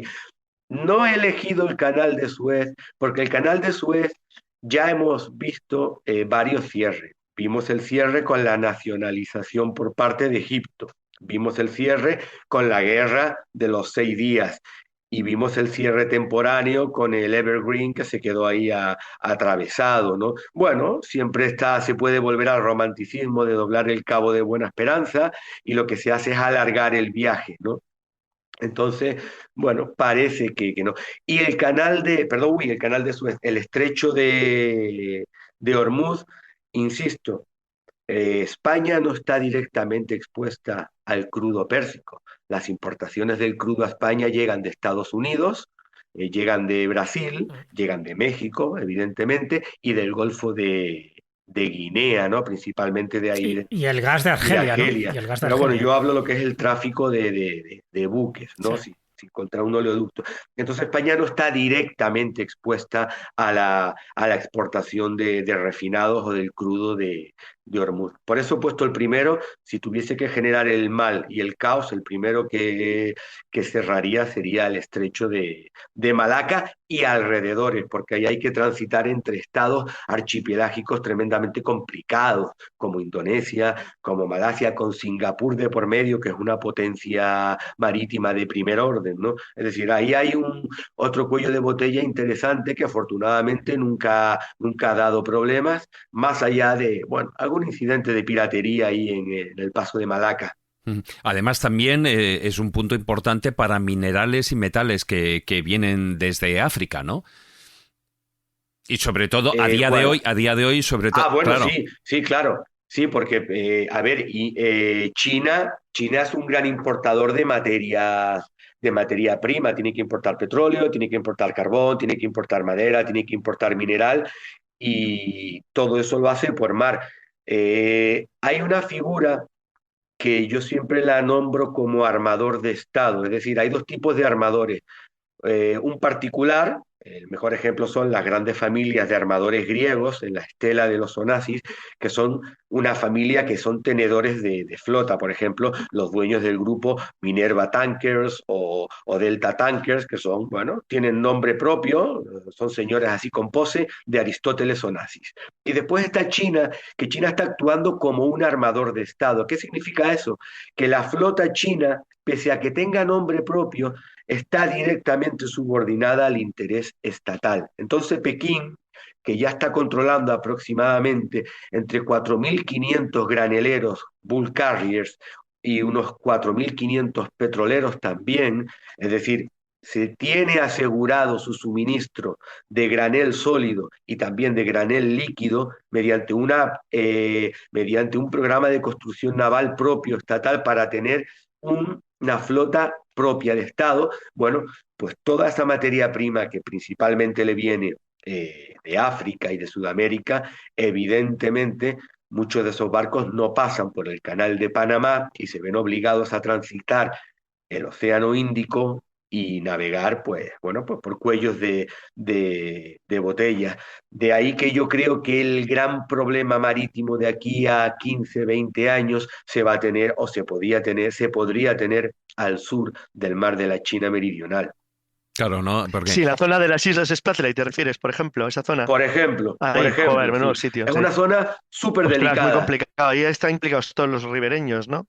Además, todos tienen problemas. Sí, sí. Aparte, es una zona en la cual hay muchas peleas por zonas económicas exclusivas. Ahí, Sí. hay un dato muy curioso que no sé si lo conocen, que es el del Sierra Madre.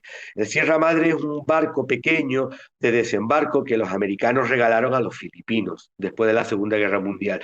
Y los filipinos no se les ocurrió mejor idea que embarrancarlo en un bajo de arena que hace linde con las reclamaciones territoriales de China. China, ¿no? ¿Qué pasa? Que ese barco sube la marea o baja la marea, no se mueve porque ahí hay un banco de arena. Entonces Filipinas ha pinchado un compás y ha dicho, bueno, pues desde el centro del barco hacia afuera son 200 millas más de zona exclusiva económica mía. Y ahí hay todos los días una pelea entre los guardacostas chinos y Filipinas. La gente que busque Sierra Madre Filipinas en YouTube, no voy a hacer spoofing, pero creo que van a pasar un rato divertido. Es un ejemplo de las complicaciones que hay en esa zona. Complicaciones me refiero por lindes de zonas económicas exclusivas. La gran pelea con China vendrá por la zona económica exclusiva y luego hay un detalle que desgraciadamente me he olvidado el autor. No sé si han visto la película Siriana de George Clooney. Creo que Sí, sí. es una película que explica magistralmente el problema entre las reservas de petróleo de Oriente Medio y las piezas que quiera mover China y las piezas que quiere mantener Estados Unidos en la zona, ¿no? Entonces, uno de los Matt Damon de la película, si no me equivoco, hace como de una especie de broker que aconseja a uno de los herederos del emir que ha muerto, ¿no? Diciéndole bueno, que la flota de buques petroleros Sí. es finita. ¿Qué quiero decir con esto? Es decir, los buques petroleros tardan un supertanque no se construye en un fin de semana. Un supertanque se construye, lleva bastantes meses de construcción. Es decir, el crecimiento de la flota mundial de buques tanques no va a la par de la demanda. ¿Quién es el más adelantado de la clase aquí? Guste o no, China. ¿Por qué? Porque China se ha embarcado o se embarcó en un programa de construcción naval muy agresivo y le lleva 20 años de ventaja ya a Occidente, a Estados Unidos, a Europa. ¿Por qué? Porque tiene sus propios buques, los tiene bajo su bandera, con lo cual los controla ella. Eso le asegura el suministro de materia prima. Y luego muerde la bolsa internacional de buques de armadores particulares que se ofrecen a terceros transportistas, ¿no? Entonces, en esta película se plantea como una especie de curva en el cual se escenifica que llegará un momento en que los Estados Unidos no podrán satisfacer ni sus importaciones ni sus exportaciones porque no tendrán suficientes buques para ello. ¿Por qué? Porque los tiene captado China.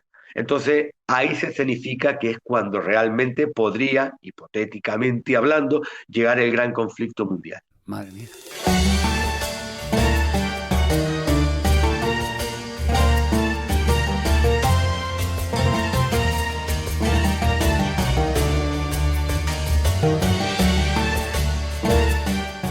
Bueno, estamos viendo que no solo es el estrecho de Hormuz, que es algo importante para el tráfico, evidentemente, del crudo y de lo que es hidrocarburos, tanto para Europa, pero mucho más para los países asiáticos, ¿no? Y luego ese otro punto que es crucial, que para el comercio mundial, sobre todo también especialmente para el transporte de petróleo, pero porque es la vía más corta entre Oriente Medio y Asia Oriental, que sería el estrecho de Malaca. Dos puntos en los que, evidentemente, aunque el estrecho de Malaca lo controlan Indonesia, Malasia y Singapur, también Estados Unidos quiere poner, pues su granito de influencia, pequeño o gran influencia, ¿no? Porque para ellos es una zona de vital importancia para controlar el tráfico, ¿no? Y las influencias de China en el mundo, incluso también en África, ¿no? Que es muy importante. Yo creo que va llegando la hora de establecer unas conclusiones, ¿no? Y estamos hablando de que Estados Unidos es, por ejemplo, hemos estado utilizando la palabra talasocrático, ¿no? Es un estado talasocrático, es decir, el que tiene el poder sobre el mar, ¿no? Pero ¿Estados Unidos tiene un problema con la flota mercante? Muy grande, muy grande. Estados Unidos es una talasocracia, es decir, es el primer poder naval. Tenemos que distinguir entre lo que es poder naval y poder marítimo. Poder naval es el peso de tu armada. Y hoy en día la US Navy, pues es la primera flota mundial. Yo creo que va a seguir siéndolo durante 10, 15, 20 años. Durante ese tiempo China seguirá creciendo. Lo que ocurre es que China de momento tiene todo su potencial proyectado en la zona del Índico-Pacífico, mientras que Estados Unidos tiene que repartir su flota a un nivel global. Yo creo que en la vida hay que tener opinión y yo estoy encantado de equivocarme. Si ahora mismo hubiera una guerra aeronaval en el mar de China, Índico, Pacífico, yo no creo que la ganara Estados Unidos. Yo no estaría tan de acuerdo. Digo porque Yo no estaría tan de acuerdo, ¿eh?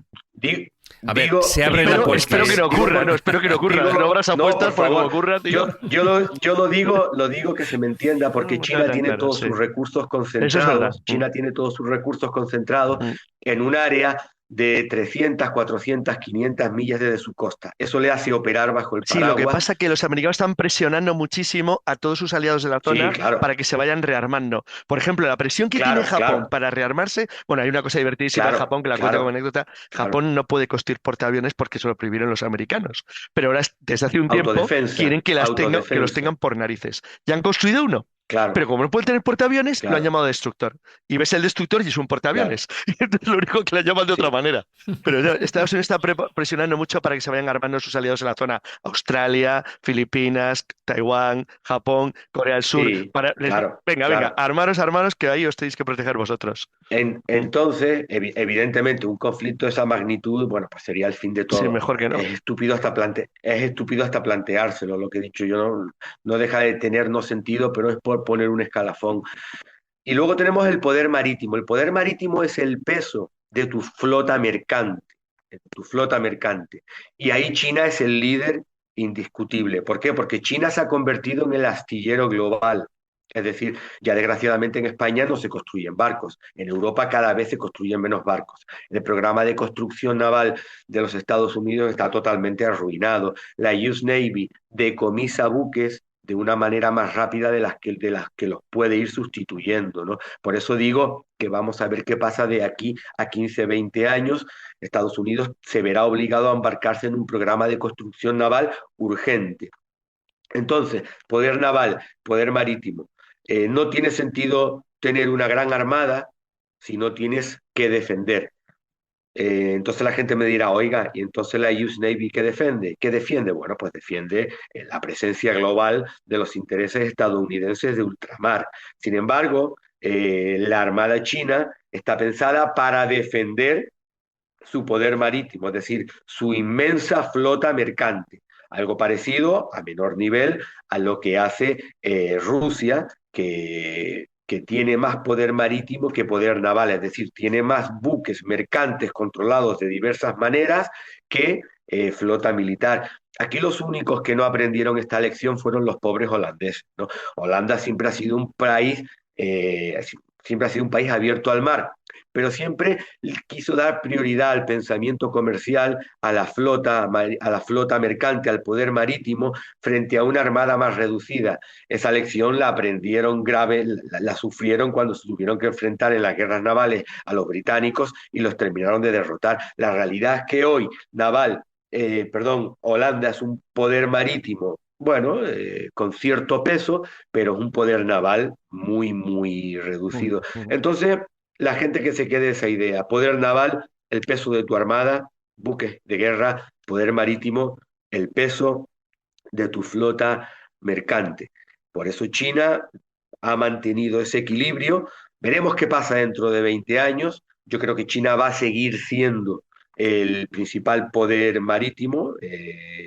Los astilleros coreanos son importantes, muy importantes. Los astilleros japoneses han tenido ciertos retrocesos, pero la realidad es que no se puede competir con China como astillero global. Hay un detalle simple. Aquí en Canarias hace poco hay una empresa privada que ha encargado un dique flotante de 200 metros para buques de 22.000 toneladas de GT. Bueno, el dique se ha hecho en China, lo ha hecho una empresa china y viene remolcado. Ha tardado 2 meses en llegar, ya está en el Mediterráneo. Dentro de 20 días, de 10, 12 días, estará aquí en Canarias, ¿no? Bueno, la mayoría de los barcos hoy se hacen en Oriente. Europa sigue manteniendo algún astillero especializado, Noruega, en buques offshore, Italia, Francia, buques de pasaje. El ejemplo de España, pues, es bastante triste, la verdad, bastante lamentable. Pero bueno, poder marítimo, poder naval. Sí. Rafa, antes Dime. de terminar el programa tengo una duda, un interrogante que yo creo que tiene también muchísimos de nuestros oyentes, y es que cuando se produjo este bloqueo en el estrecho de Hormuz, bueno, pasaban unos cuantos barcos, sabemos quién eran, muchos de los que pasaban eran chinos o muchos armadores de la India, pero también pasaba la llamada flota fantasma. Hombre, Dark Fleet. Me gustaría que de una forma breve nos dijeras qué flota fantasma es esa y por qué tenían ese derecho de pase sin peaje. vale. Grabamos en un programa en la escóbula de la flota fantasma. Está grabado, ¿eh? No hace mucho, además. Sí, sí. Lo sé, por eso digo que nos lo comentes, Vale. porque ahora se han vuelto a poner de Vale, actualidad. primero déjame destacar una vez más el ridículo que he hecho yo hace bastante tiempo diciendo que esta situación no podía dilatarse más de 8, 7, 9 días y ya vamos para un mes. Eso vaya por delante. Entona el mea culpa Vale. y a partir de ahí... Por supuesto, por supuesto. Además, no lo he borrado de mi cuenta de X para que se quede ahí bien. Vale, vamos allá. El fenómeno flota fantasma. ¿Qué es el fenómeno flota fantasma o Dark Fleet? ¿Vale? Bueno, en realidad se trata, yo lo llamo criatura marítima. Es un entramado operativo que reúne principalmente a petroleros. Ya puede ser buques que lleven crudo, buques que lleven refinado, incluso gaseros. Este entramado operativo, en contra de la creencia popular, es tremendamente heterogéneo. Es decir, tenemos la imagen de la flota fantasma como un grupo de buques en estado ruinoso, oxidado, con 30 años de servicio y que navegan bajo las peores banderas de conveniencia, si no directamente sin bandera. Bueno, esos son los miembros más tóxicos, más representativos de la flota fantasma, pero yo que investigo bastante el tema me he encontrado buques del año 2024 o buques del año 2023. Es decir, buques muy nuevos, con un número IMO 99, que se prestan al transporte del petróleo ruso. Es decir, la flota fantasma es, para tener una definición rápida de andar por casa, es un entramado operativo que no es homogéneo, en el cual un país, que en este caso es Rusia, yo creo que hay que citarlo, pero que también es Irán. Irán es Y un mecenas Venezuela también importante lo de la era, flota ¿no? fantasma. Correcto, y Venezuela, es decir, un entramado operativo en el cual un país que está sometido a una serie de sanciones internacionales controla un volumen determinado de flota y lo controla de diversas maneras, bajo empresas pantalla, bajo fideicomisos, bajo brokers, para dar salida a su crudo y esquivar con ello las sanciones internacionales.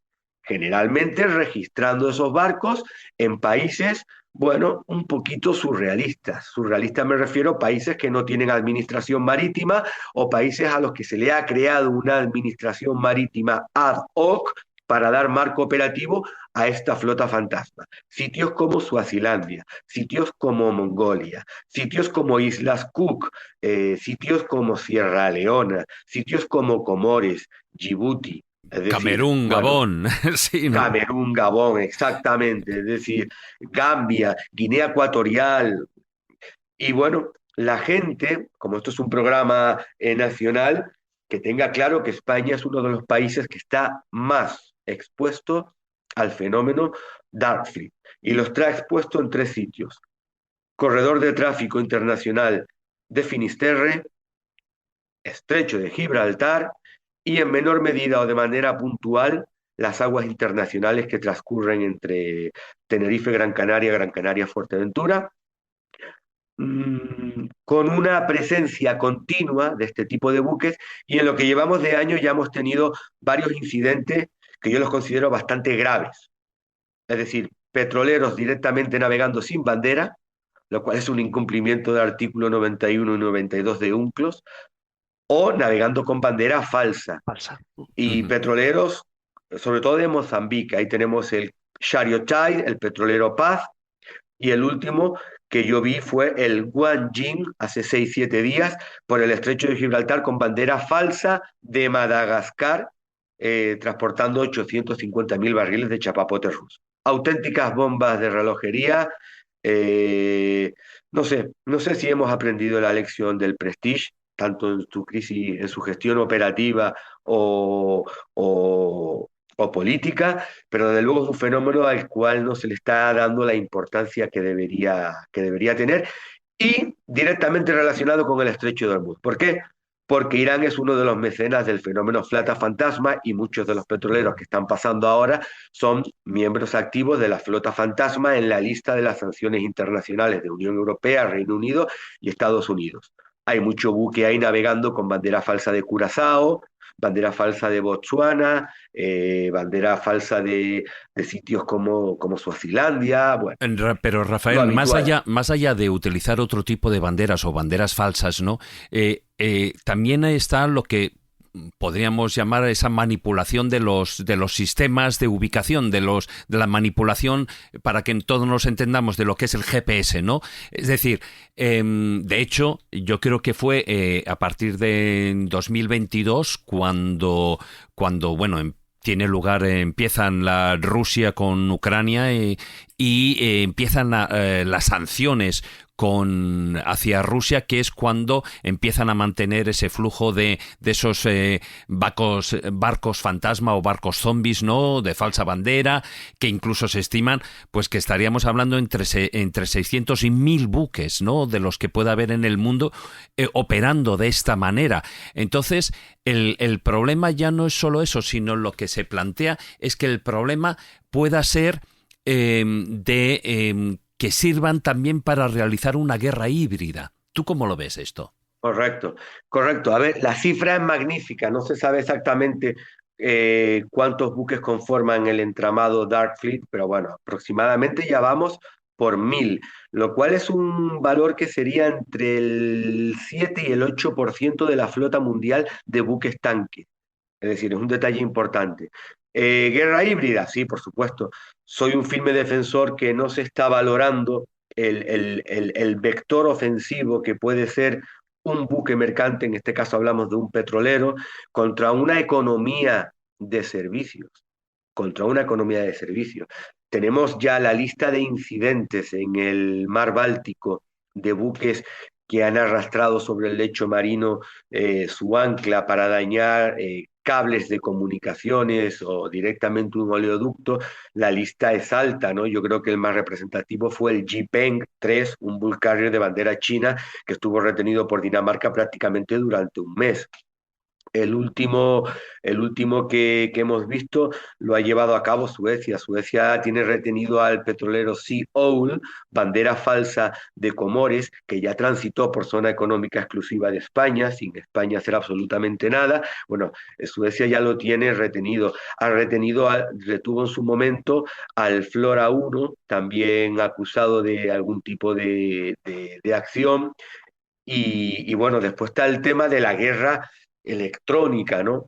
El petrolero Eagle S, bandera de Islas Cook, y subrayo Islas Cook porque Islas Cook es un pseudo estado administrado por Nueva Zelanda, y de ahí nos vamos directamente al mundo anglosajón, que siempre nos está dando lecciones de moral y de ética, ¿no? Bueno, habrá que preguntar a alguien, a los brokers de la Está City lleno of de paraísos London. fiscales, otros anglosajones. Joder. Claro, Cada islote que tienen lo convierte en un paraíso fiscal. claro, no, y hacen bien, porque Claro que yo hacen soy bien. firme defensor de que el único país que no ha visto en Canarias un modelo offshore es precisamente Pero España, somos ¿no? tontos, Pero bueno, tenemos Ceuta y después de esta Melilla, rajada, podemos haberlo convertido como las Jersey, Guernsey o como Gibraltar. No sabemos, es que no sabemos. después de esta pequeña rajada, Sí, ¿no? sí, sí.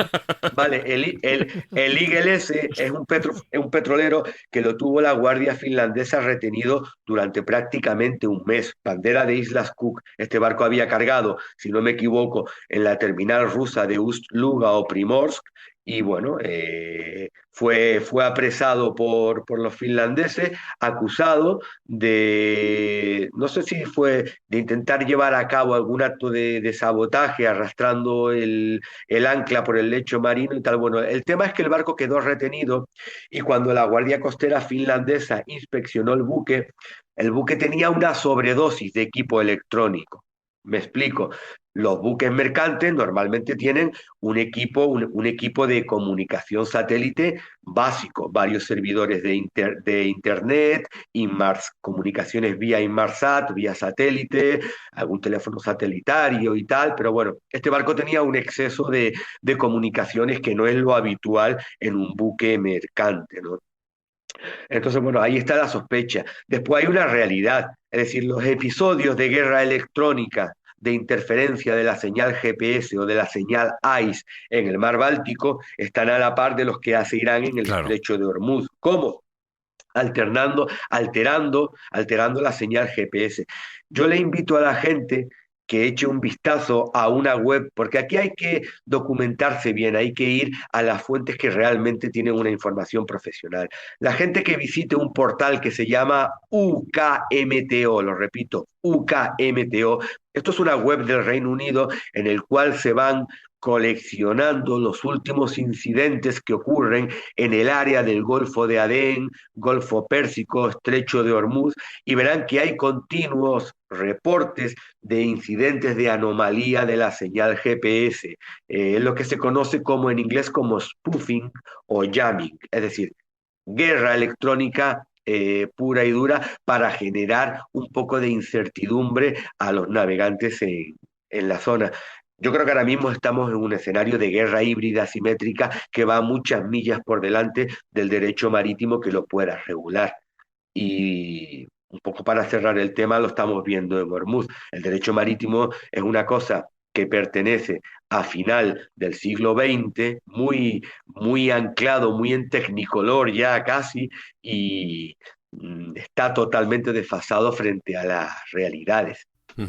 Bueno, pues hemos estado planteando una situación, yo no sé si de muy poco a nada halagüeña, sobre todo ya no solo por el estrecho de Hormuz, también lo que es la zona de Malaca, lo que es el sureste asiático. Y la realidad es que parece que pintan bastos no sé si en el 2026, 2027, pero las situaciones cuanto menos desgraciadamente se van a ir complicando porque los principales implicados a nivel geopolítico mundial pues no quieren evidentemente dar su brazo a torcer, ¿no? Están las potencias pujantes y las potencias que, bueno, pues que van forzosamente pasando el relevo dadas las circunstancias. Vamos a ver hasta dónde llegan las cosas. Muchísimas gracias, Rafael Muñoz Abad, por habernos contado, por habernos ilustrado sobre toda esta actualidad y cuál es la situación incluso que podemos esperar cara al futuro.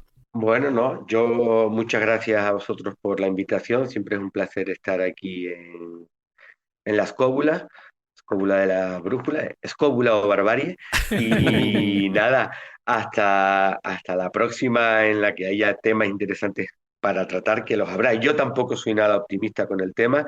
Yo creo que estamos abriendo una etapa nueva de la geopolítica marítima y ha quedado claro que va a ser la ley del más fuerte.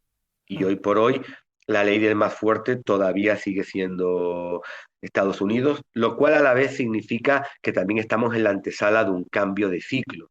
La Pax, como la llamo yo, la Pax Yankee, toda Pax tiene un declive, ¿no? Estamos en el inicio de un declive porque cuando tú tienes que demostrar tu poder continuamente es que a lo mejor lo estás empezando a perder. No sé, es un tema tan apasionante como inquietante. Bueno, como dicen aquel, ¿no? Que el dicho es en cada muerte hay un nuevo amanecer, ¿no? Entonces, bueno, pues vamos a ver cómo se van desarrollando las cosas. Muchísimas gracias, Rafael. Un abrazo. Gracias, Rafa. Un abrazo.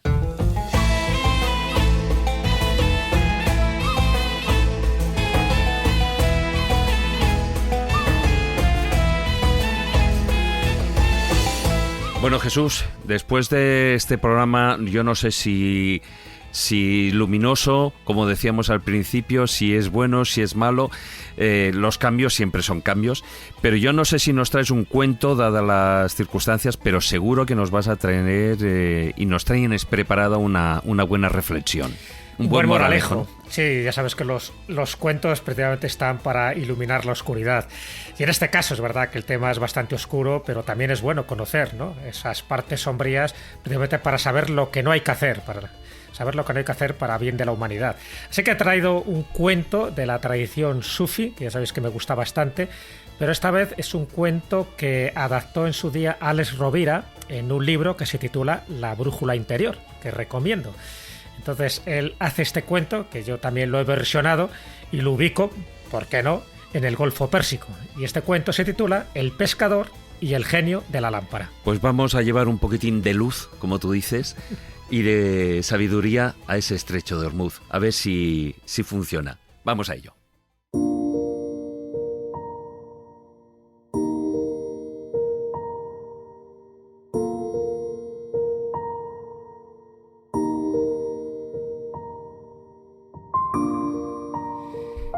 Érase una vez un pescador que estaba con su caña en la orilla del Golfo Pérsico y estaba intentando pescar algo.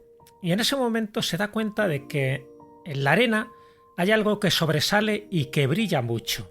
Así que el pescador deja la caña de pescar y se ve que hay algo portentoso, algo que no debería estar ahí. Se arrodilla, rasca un poco la arena y descubre que hay una lámpara. Una lámpara parece que de bronce.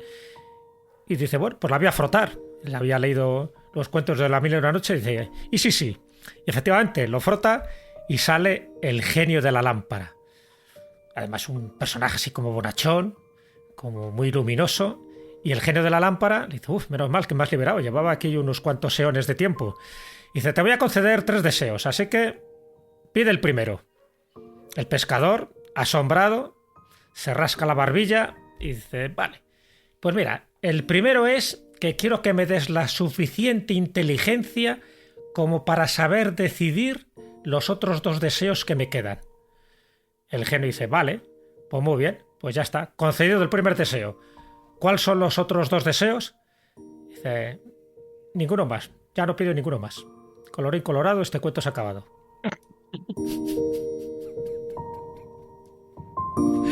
Bueno, Jesús, nos has dejado a todos patidifusos, ¿eh? Bueno, es más profundo de lo que parece. O sea, cuando tú tienes la posibilidad de coger otros 2 deseos y no los pides, porque el primer deseo es que te ha dado la suficiente inteligencia, es porque te has dado cuenta que a lo mejor no hace falta desear más para ser feliz, para contentarte con lo que tienes. Acuérdate que todo esto que hemos hablado a lo largo de esta tertulia es un poco el deseo, la ambición, la codicia por tener más. ¿Por tener más qué? Poder, dinero, territorios.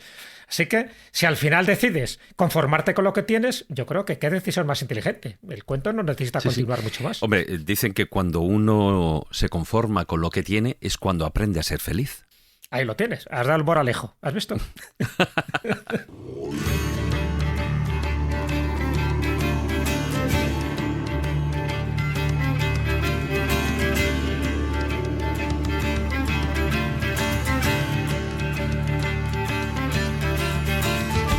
Bueno, pues Maese se nos ha tenido que marchar por problemas perrunos, como se suele decir, ¿no? Marcos Carrasco, has llegado casi al final, o sea, a media de...